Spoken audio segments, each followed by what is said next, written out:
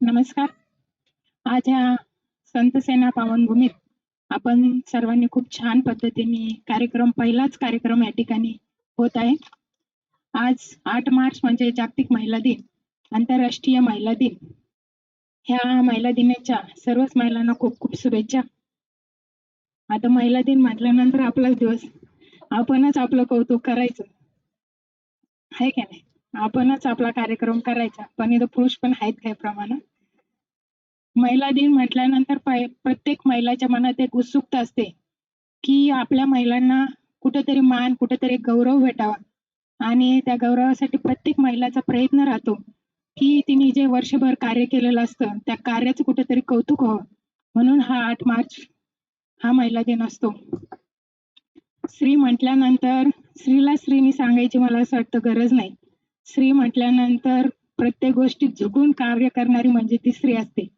ते घरातला असो, बाहेरचा असो किंवा सामाजिक कार्य असो, पण प्रत्येक गोष्टीमध्ये स्त्री हे एक झुकण्याचं कौल असतं आणि ते झुकून ते तिच्या सामर्थ्याने आणि तिच्या स्वकष्टाने असं दाखवत असते की स्त्री ही भरारी घेत असते. नारी शक्ती आपण म्हणतो, आपण मग आभाळ गाठलं, उच्चांक गाठलं, पण मागं कुठेतरी बघितलं तर कमी पण वाटतं की स्त्री आज इतक्या मोठ्या पदावर गेली. पण ज्यावेळेस आपण रोज सकाळी न्यूज ऐकतो किंवा आपल्या सोशल मीडियावर बातम्या ऐकतो, त्यावेळेस आपलं स्त्रियांचंच मन शून्य होतं. कारण त्या शून्यामध्ये एक घर केलेलं असतं की अत्याचार होणारी पण एक मुलगीच असते. त्यामुळे प्रत्येक स्त्रीला असं वाटतं की आपण कुठेतरी मागं आहोत, आपल्या मनात येतं.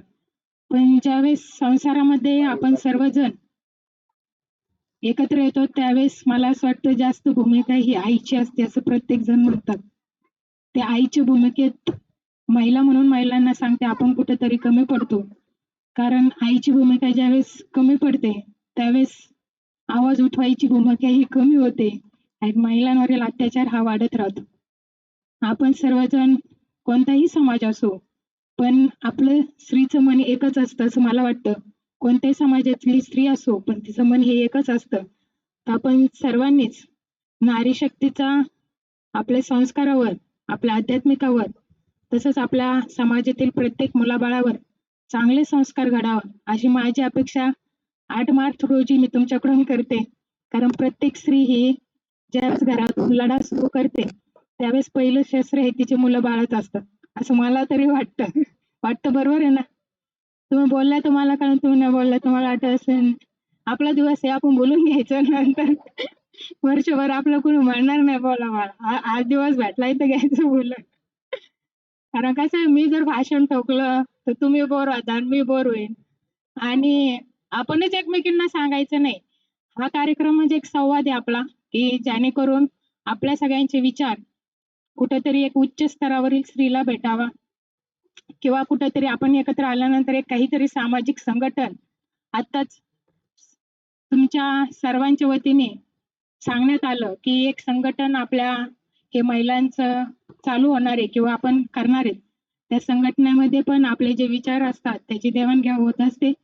ते संघटन उभा करताना बचत गट असो किंवा सामाजिक कार्य असो किंवा एखादी संस्था उभे राहणार असो किंवा कोणतं फाउंडेशन उभं राहणार असेल, त्या संस्थेला आपल्या सर्वांच्या विचाराची गरज असते. त्या विचारातून ती संस्था, ते संघटन पुढे चालत असतं. तर आज ह्या कार्यक्रमाच्या निमित्ताने आपल्याला अध्यक्ष म्हणून लाभलेल्या स्वातीताईंचे विचार या ठिकाणी आपल्याला ऐकायचे आहेत. कारण त्या ज्या पदापर्यंत पोहोचल्यात त्या पदात किती संघर्ष असतं ते त्यांच्या भाषणातून त्या सांगतील.